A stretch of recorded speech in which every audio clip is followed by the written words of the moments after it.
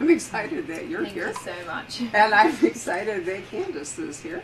Obviously, this is her first visit to the Poison Pen, and she is, you can tell, Australian. I am. You are. Through and through. However, I have just actually written to some of our, we have a sort of newsletter we send out to some of our bigger buyers, and I'm always being asked, what's the next big thing? And the next big thing, at least in crime, is an Australian crime wave. Oh. The Scandinavian is kind of, you know, for a long time, that was just everything that was ever written in any Scandinavian language was translated into English and, you know, published. But now I think we're seeing Australia, and for a while we had more romantic authors or women's fiction. We had Kate Morton, who I think is fabulous. Yes. And am I right that Leanne Moriarty is, she's Australian, isn't she? Yes, I believe she is. She at least lives there. I think she's Aussie. Yeah. We'll claim her anyway. Absolutely. Yeah. And then we've had some established historical crime fiction authors from Australia. Poison Pen Press actually publishes Carrie Greenwood in the Miss Fisher Mysteries. Fantastic. I didn't know you knew that, which my husband refers to as costume porn. If you've ever watched any of Essie Davis in her fabulous outfits, you could really see that. And then Sulari Gentle, and she also... I know Sulari, yeah. Aren't they She's wonderful lovely. books? Yeah, yeah. And we publish, she's a lovely person. She She's is a got lovely great books person, as well, yeah, right? yeah, yeah. So we publish her as well. She's actually, I think, Sri Lankan by heritage, but lives in Australia and is a lawyer. But she writes, she's like Jackie Winspear. It's the same era, but it's a down under. So until I read her, I never really thought about what was going on with fascists and communists and so forth in your country, because our focus is really on Europe. Yeah, yeah, yeah. Well, we have definitely a rich history, and it's so good to know that authors are covering that period. I mean, she's the one that I think of, you know, for that. I've run into her. I seem to run into her at every single writers' festival. I'm like, hey, there's a cool crew of Australian crime writers. And a couple of months ago, we were actually bandying about different titles, you know, because they say Scando Noir, you know, for the Scandinavian thing. What were we going to call the Aussie crime wave if it happened? I think the closest we got was Dingo Noir, but I don't think we settled on that. It was just sort of a Twitter conversation. Maybe Aussie Noir would really be better. Oz has a certain magical ring to it. Yeah, exactly. It really does. And then there's been a lot of what I would describe as like Cormac McCarthy rather than Agatha Christie crime fiction from Australia. Gary Disher, who writes really interesting books set on a peninsula, that area below Melbourne, which is where Carrie lives. And Jane Harper, who recently, you know, came to the fore with The Dry, and now Force of Nature set in the outback. And Paul Howarth, who's just written an historical set in the outback. I started reading. I started writing true crime. I started writing crime fiction set in Australia because I'd been reading some Peter Temple. If you've ever Peter read, Temple, yes, I have. He just taught me so much about dialogue, and in particular how men talk. After I'd read some Peter Temple, I started writing scenes and going back and cutting the men's dialogue in half, because it just men don't talk as much as women do, you know, or they don't use as many words, and it just was so much more effective the way that he'd done it on a page. He's a very talented writer. Never has taken off in the United States as much as he might have. And then we have two authors who've written a lot of British crime fiction, one of whom, well, both of them actually, I'm extremely fond of, Barry Maitland and Michael Robotham, who live in Australia and have written lots of British crime, but are now writing Australian crime, which is fabulous. Yeah. And then we had Sarah Bailey, who was here at the end of October, and she's a gal who's written a kind of trust no one, sort of a police procedural set in Australia, and now we have Candice, so I'm expecting to see even more. When I was in New Zealand in January, New Zealand has not got as much in the way of native New Zealanders writing, but they're coming on. And there are quite a few very, very good ones. So, you know, Americans tend to think of down under as including New Zealand. Yes, but it really doesn't. I hear a lot of people say, "Oh, where are you from? Australia." "Oh, I know someone who lives in New Zealand." Right. Oh, okay. That's great. They're our buddies. Well, very true, but it's at least a 3.5 hour flight. Yeah. You know, so, but anyway, I'm really pleased to see, you know, a whole lot of fiction coming from a part of the world where we have not previously enjoyed a lot of it. So this is exciting. Yeah, I think that we're trying to shrug off the reputation of Australia being a sunny, happy, wonderful, friendly place, because we really have had some dark and grisly crimes across our history, and you know, it can be a terrifying place, and I think we just needed to recast it in that way, and people are discovering, oh, Australia does have a dark side. You know, and certainly some cinema that has come out in the last few years, like Wolf Creek, for example, has shown Australians. I don't know if Wolf Creek was big here or not, but Australians were horrified by it. We were like, that is so scary, because the premise is that you go into the outback and there are people there who live on the land who use it as their hunting ground, I suppose. And you know, we had some notorious backpacker murderers, and another killing of a British man named Peter Falconio in the middle of the outback. You know, he and his girlfriend were just on a highway in the middle of nowhere where no one can hear you scream, and this guy pulled them over and just killed him and tried to take her. And you know, I could just go on and on about Australian true crime and just all the vicious tales. So it's really good that the fiction writers are taking that and putting it into fiction.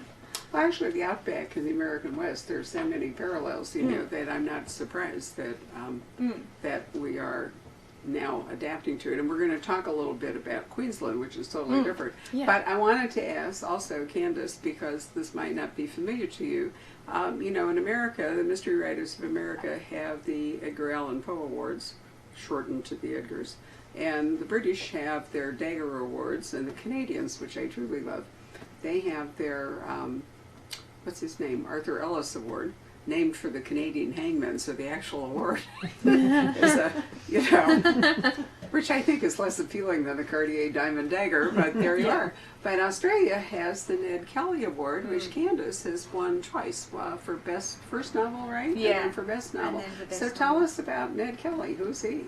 He was an Australian bushranger, and really a terrible person. You know, he was criminally versatile. You know, he's sort of a cattle rustler and a robber and a murderer and just an all-round scumbag. And he got in an enormous shootout with police, and you know, he wrote, or supposedly wrote, a big manifesto. He was just sort of a renegade. And, you know, the helmet that he wore in the shootout with the police, you know, that was supposed to protect him from bullets with just the slit for eyes, has become really iconic in Australian sort of folklore. But it's just so funny that enough distance from Ned Kelly across history has kind of made us love him. And in Australia, I'm not sure if it's the same in the US, but in Australia it's a lot like our politicians. When they're in power, we absolutely hate their guts.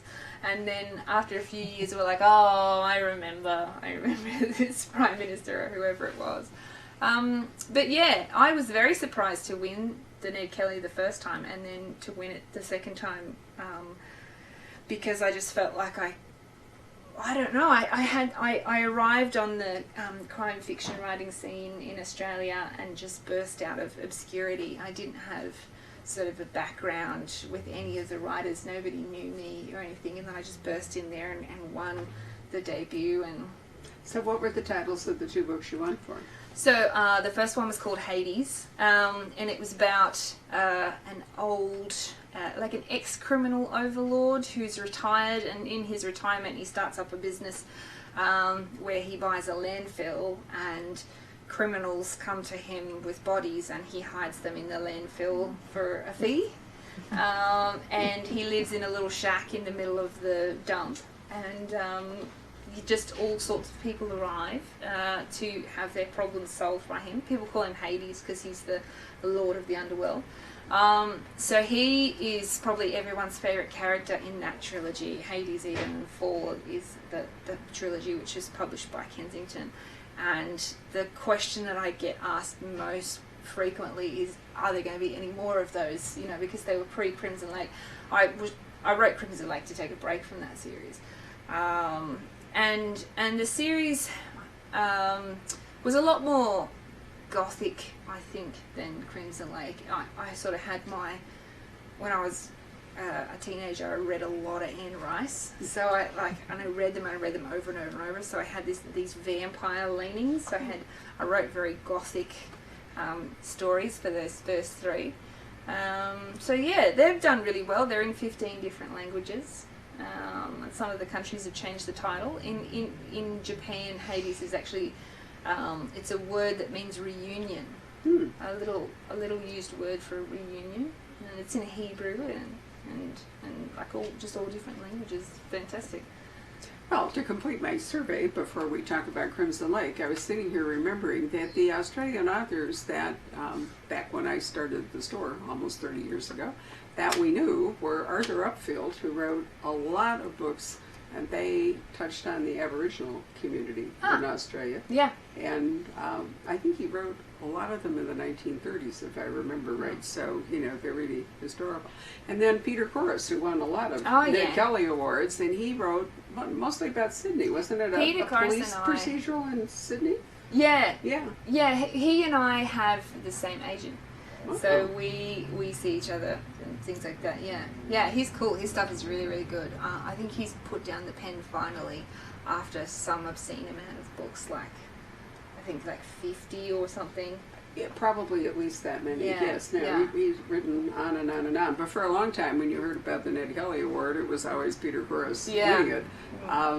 So if you're looking for anything, you know, Australian that is perhaps a bit dated by now, then you can find. I'm not sure the Arthur Upfields are in print in this country anymore. But when I went to Australia, I have a nephew that lives in Melbourne, and when my husband and I went to visit him probably 15 years ago and so forth, when we went into bookshops, almost all of the fiction, the crime fiction, was American. It would be Michael Connelly and whatever. There was virtually nothing except Arthur Upfield or Carrie Greenwood. So it's great that it's so great. You know, and part of it, I think, is that publishing, a lot of it was controlled by London.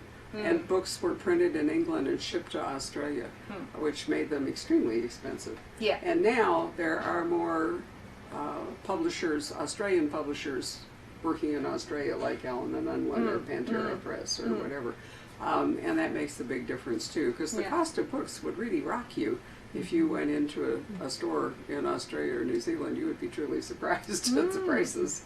Yeah, and some of the smaller independent presses in Australia have taken a long time to take off. I think there's one that asked me for a cover quote recently, and when I was trying to get published, I sought them out because they were very, very small and they had very limited titles and they didn't have any crime fiction at all. And I thought I could be your first one, you know. And they actually rejected me 12 months after Hades was first published. So I got the rejection letter and I was like, well, I'll actually tell you where you can go and buy it. But they've just started publishing crime. So it's taken them, 5 years or something to get to expand out into, Well, I just think it's all exciting. I know this is kind of a long deal, but since we haven't had a chance to talk about it, I thought it would be interesting. So let's talk about Crimson Lake, which is a really terrific book. It's our Surprise Me Book Club pick for March. Okay. And up against some, I might say, really stiff competition, one of whom was Christopher Rice, son of Anne Rice, who wrote a fabulous book called Bone Music. And another one next Wednesday, The Sandman by Lars Kepler, who are husband and wife, truly has the scariest serial killer since Hannibal Lecter. This guy Uric in this book is truly amazing. So if you're interested at all, come next Wednesday and we will talk about him. But you've got two extremely interesting protagonists. But tell me first, why did you decide on North Queensland, which is swampy and full of crocodiles and, kind of isolated? It was an interesting choice. I lived in Queensland for 7 years. My mother was horrified by that because she had 4 kids and then adopted 2. and they all sort of live within an hour of her in Sydney. And then I went to Queensland, which is like 12 hours drive away, and I stayed there for 7 years, and she was just mortified by that. But I loved it up there because it was sinister in a different sort of way. Yeah. I grew up in Sydney, and I grew up in western suburbs of Sydney, and the crime is very visible. You know, you can, and the badness, I suppose, is very visible. You can see people on the corner or whatever, and you're like, they don't look bad, or you're aware of the different areas where it might be dangerous. Well, it's urban crime. It's urban. Yeah. But when I went to Queensland, there are, warning crocodile, warning irukandji, don't swim anywhere, there's danger like beneath the surface, natural danger beneath the surface. And then you're driving through the cane fields, and there are these little houses that, are really broken and run down, but they appear to have people living in them, and, it's very... it's just eerie. There's an eeriness to it. And I thought this would be perfect. And Ted, the main person of this novel, he's sort of coming from Sydney, and he is trying to go somewhere that he can disappear because he's accused of this terrible crime.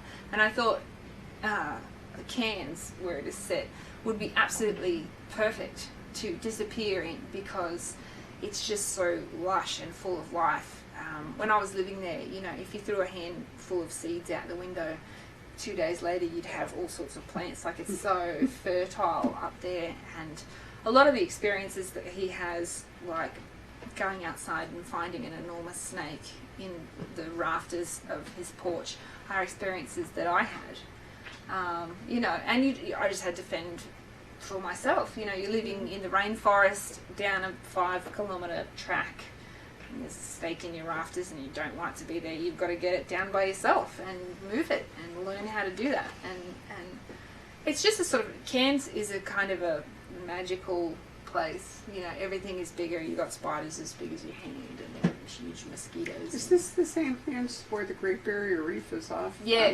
Because I've been there. Yeah. And I have to tell you, my experience as a tourist staying in a resort in order to take my teenage daughter to dive in the Great Barrier Reef was nothing like the kids in this book. So I had to really think about it. In fact, I looked it up to see if there were actually 2 places in Cairns in Queensland. Yeah, you've got to get off the beaten track, I suppose. And when I was there, I went to this crocodile farm because I was so sick of seeing crocodile signs everywhere and not seeing any actual crocodiles.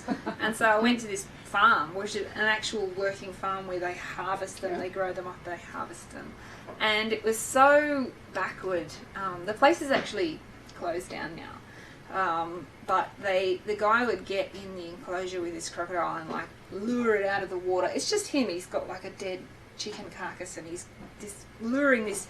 It's as big as a car. It's coming out of the water slowly, dragging itself up, and he's going, Bruno, Bruno, trying to feed this thing. I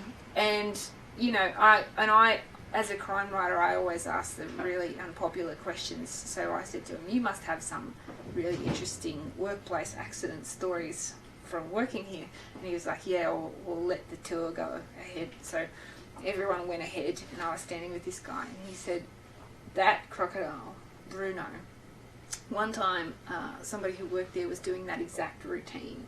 And they would do, Bruno, Bruno, coming out of the water. And somebody asked a question, and he turned around, and the crocodile just came up and took his whole arm off. Like in front of a tour group and everything.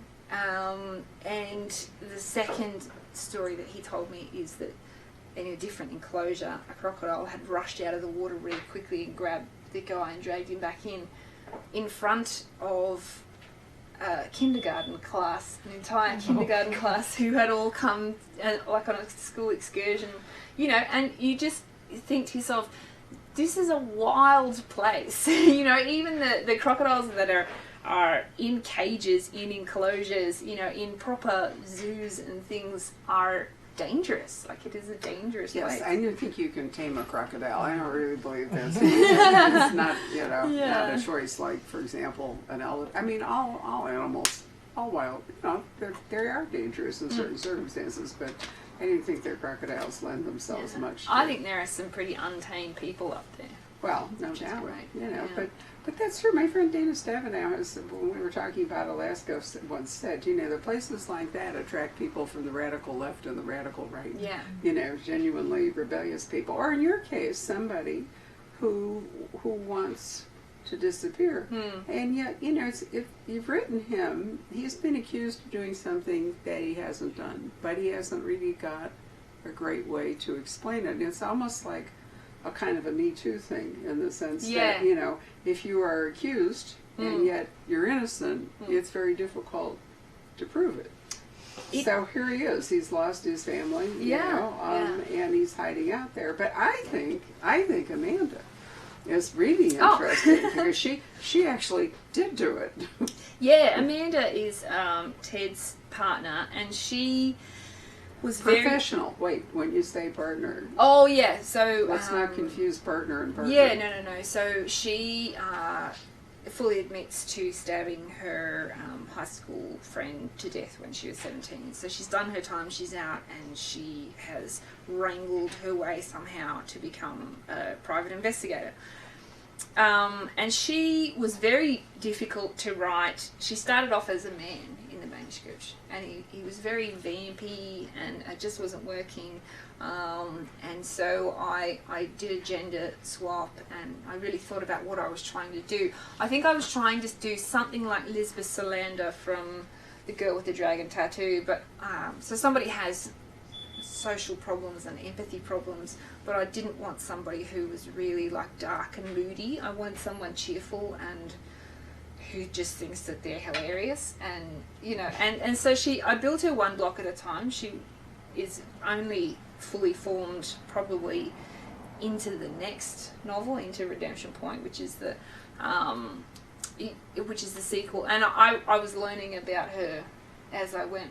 You know, one of the things that Amanda does is she makes up rhymes, so she's constantly rhyming things, and it's really annoying when she thinks it's hilarious. And one of the things about me is that I think I'm hilarious, and my husband points out to me sometimes, you know, how hilarious I think I am. And I was in a liquor store with him, and there were these limes sitting in a basket on the counter, and I said to my husband, do you know what time it would be if I stole those? It would be prime time for lime crime. And he was like, wow, like that really wasn't funny. And I was laughing my ass off. And so, you know, and I thought that could be a part of Amanda. That could be one of the things that she does. Are you Cockney by inheritance? No. Because that's what Cockneys do. You know, Cockney rhyming slang is in fact why they speak the way they do and have all these odd terms for things. It's a whole a whole form of communication for them. So I wonder, since some of them were transported to your country, that maybe that would be. I actually know very little about my personal history. We had somebody in our family, my grandmother's grandfather, I think he was a professional dingo catcher. So he would go around the country if people had a nuisance dingo that was coming into the town and killing dogs and cats and just hanging around and being scary. He would be the one to trap it and catch it.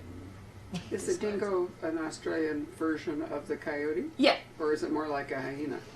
No, it's a lot like a coyote. I have been in the US, in California in particular, since July, and I have been looking everywhere for a coyote. And my husband and I are in the Hollywood Hills, and everyone's like, "Have you seen a coyote yet? Have you seen a coyote?"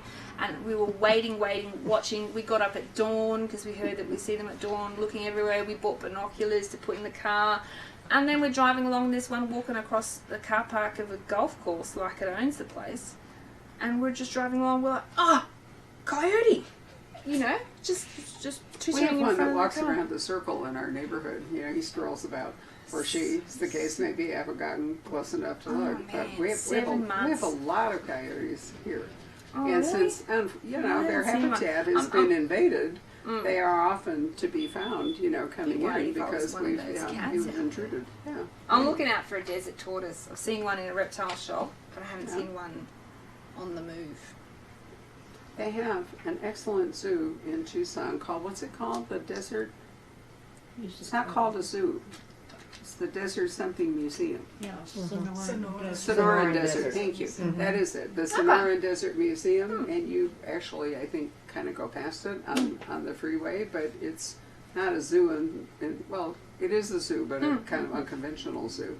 But it would be well check worth it your, I like checking it out. recommendations. So we have your two people, Amanda and And Ted, and what brings them together? Well, it's Ted's accusation, I suppose, and his lawyer sort of suggests that Amanda might be the only person in town willing to put up with him, you know, because he has to work. He's on the edge of the lake, listening to the crocodiles barking at night, living in this dilapidated house, drinking whiskey. Like, he needs help. He rescues a family of geese, and he's just living there with his geese, and his lawyer says to him, I think you should maybe hook up with Amanda.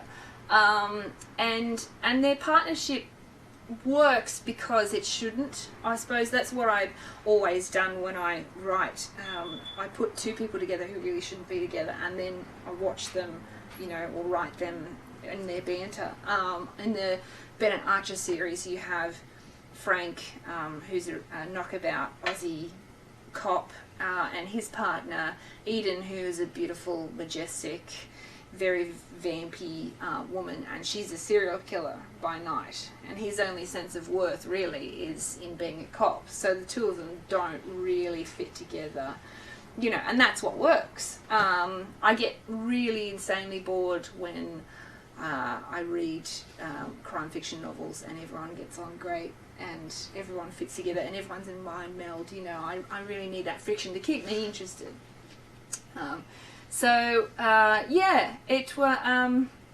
It was fun to write. Part of the novel is actually built on a true crime that happened. So Ted is accused of abducting a young girl from a bus stop, and there was a young boy who was abducted from a bus stop in Queensland. He was on his way to buy Christmas presents for his family from the local mall, and someone abducted him, and it was 14 years before they found his killer. But for those 14 years, the major lead that the police had was this blue car that was sighted at the scene. And it was a busy highway. Something like 75 people testified to having seen this blue car by the side of the road while the boy was there, you know. It was gone minutes after, you know. And the police actually constructed a blue car room that it was really their only lead for this incredible amount of time. And it turned out when they found his killer that the blue car had nothing to do with it. The killer was driving a white four-wheel drive, and he went up and parked behind some trees. So that blue car probably was there because so many people saw it, and I imagine that whoever that was who owned that car, who was there for whatever reason, maybe pulled over to take a phone call or whatever, just for those 14 years must have just been lying awake every night and thinking, should I tell them it was me and that I was there? Like, what if they pin it on me? That I'm their only lead, you know, and it's in the newspaper, this blue car, look out for the blue car, and I can't imagine that person's life. They never found whoever it was, but... A real life red herring. Yeah, Wow. yeah. Scary. Yeah. Well, I thought the book moved along really well, and there's a very nice lead-in, so I'm happy to hear that you've already mentioned there's a second book called Redemption Point. Mm-hmm. Yep. So that's exciting. So tell us a little bit about it, since tomorrow we will be talking about 50/50, which is your second Harriet Blue book with James Patterson. How did you and James get together? Oh, it was funny. I had written 3 books. You know, I was still trying to get my name out in Australia, and I was invited to this cocktail party that he was hosting, you know, overlooking Sydney Harbour, and I just thought, oh my God, I'm going to go and meet James Patterson. And I'd been reading James Patterson since I was a little kid, you know, inappropriately early. I had been sneaking into my mom's room and reading James Patterson's, and I thought, I just want to have my fan moment with him, you know. So I dressed in the nines and I got my hair done. I spent like $300 getting my hair done. So I was like, no matter what happens, I need him to see my hair. And I just, like, he came in and there's 150 people there and everyone just saying, oh my God, there he is, don't look, you know. And he was being introduced to all these very important people. And I just thought, he's never going to get introduced to me. They're not going to bring him around here. Eventually, I'm going to have to go over there. So I just crashed in over there. Like, I was like, oh, sorry, excuse me. You know, I'm just going to duck in there and quickly say hello. And I tapped him on the shoulder and I just said, oh, James, I'm so glad you're here. I'm a crime writer, and I think that part of the reason that I write crime is because, you know, I read your books when I was a kid. You just wanted to show off your $300 hair. Come on. Oh, I was gauging the light and how it would best reflect my full head of highlights. And then I said to him, I read Kiss the Girls when I was 12 years old, and I absolutely loved it. And he hadn't said anything at this point. I'd just been blathering, and he goes, well, that's kind of inappropriate, you know, for you to have read it when you were 12, because if you've read Kiss the Girls, it's really, you know, it's heavy lifting. And so we were just chatting and that sort of thing, and my publisher saw us chatting from across the room, and she said, oh, you went and chatted to him, is he nice? She was trying to get up the courage to go and say hello as well. And I said, yeah, he's lovely, you know.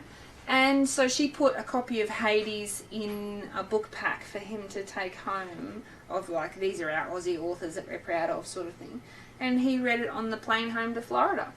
And he really loved it, I guess, because he called up, you know, like a week later, and he said, do you think she would want to collaborate with me? And then they called me and they said, do you think you would want to collaborate with James Patterson? And I was And you like, said no. oh, I'm going to need some time to think about it, you know. Pretty busy, you know. I was ecstatic, absolutely ecstatic. Because I never imagined anything like that. All I ever wanted was one book published once, and then suddenly you turn around and your book's being printed in Hebrew, and you're writing with James Patterson, and you're doing German book tours and all sorts of stuff. Like, it just exploded into this thing that I never imagined that it could ever be. So tell us about Harriet Blue, who's the lead character. Yeah, well, we sort of built her brick by brick as well.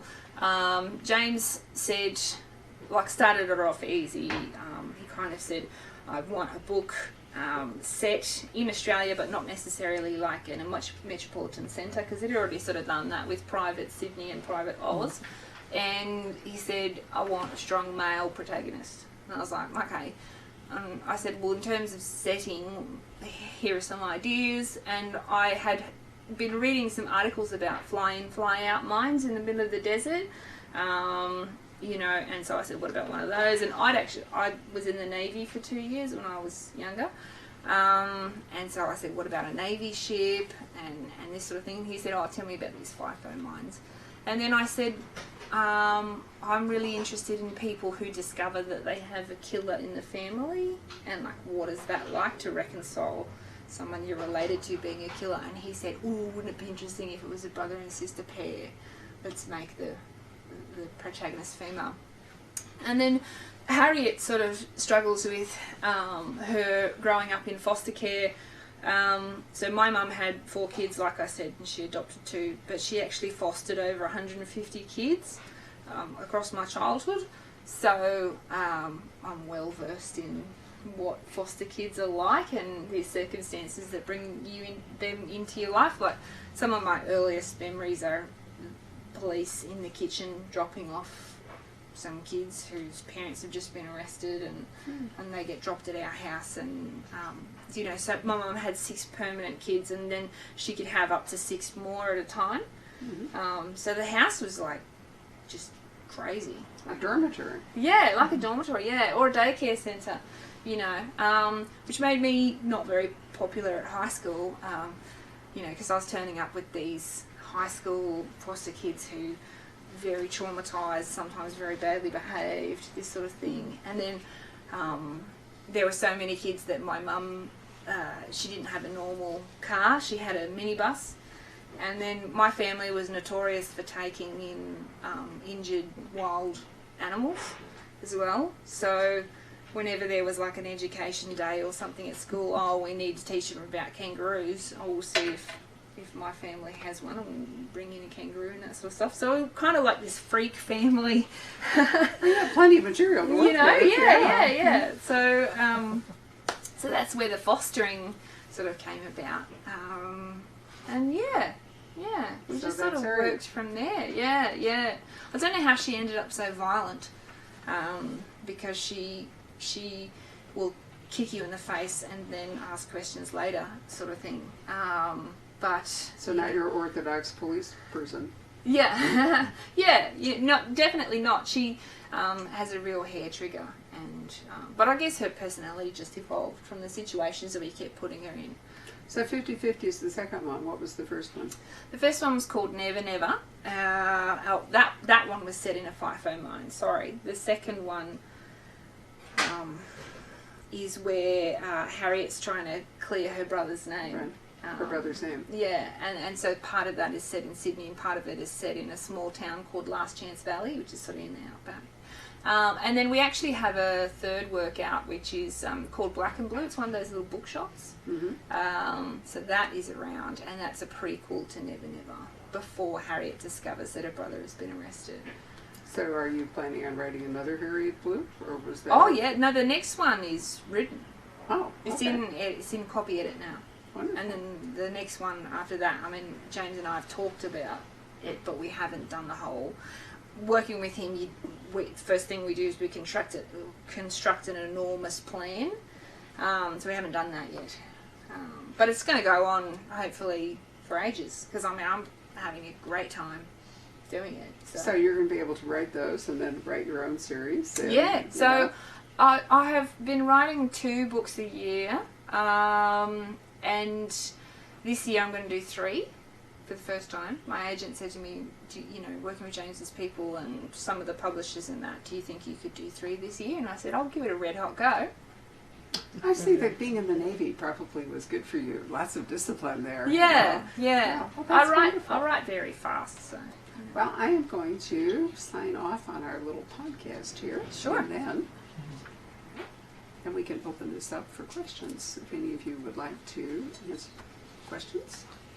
How do you co-write with someone like James Patterson? I mean, do you go to Florida and be in his house? Are you in Australia? How does that work?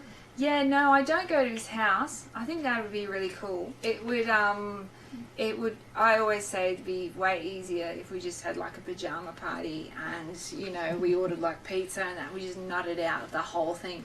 I'm up for it if he wants to organise that.